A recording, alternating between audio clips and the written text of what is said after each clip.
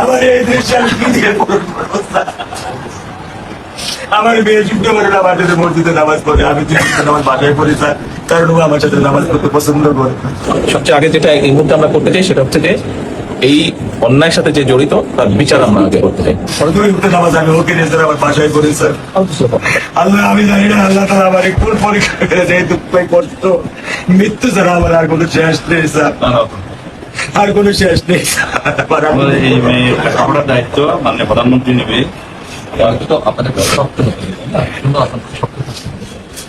সত্য কথা, আমি যখন ওকে ভ্যানে পাঠাই আমি খুব বলবো আমি কাল পরিষ্কার করে নিয়ে আসবো। আমি ক্লান্ত স্যার, 10 বছর বয়স থেকে স্যার অবহেলা পেতে পেতে পেতে পেতে স্যার আমি আর নিতে পারতেছি না স্যার।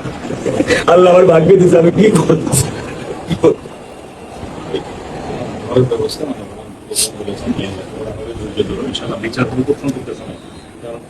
আমি সত্যি কথা বলি, আমার 55 বছর বয়সে আমি এত দ্রুত, এত সুন্দর, এত সুচারু ভাবে আমি কখনো দেখিনি।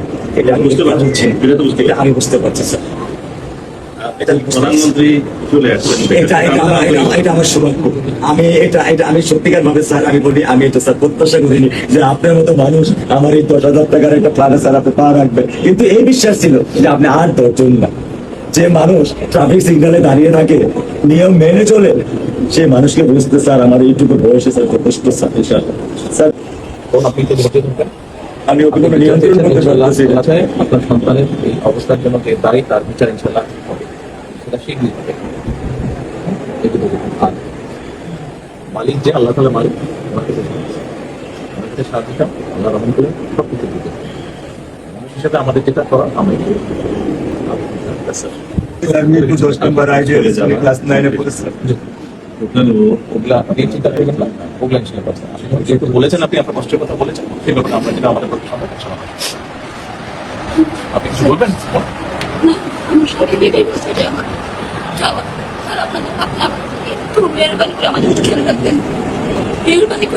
আমরা প্রথমে সবচেয়ে আগে যেটা এই মুহূর্তে আমরা করতে চাই সেটা হচ্ছে যে এই অন্যায়ের সাথে যে জড়িত তার বিচার আমরা আগে করতে চাই, তার বিচারের ব্যবস্থা আমরা আগে করতে চাই।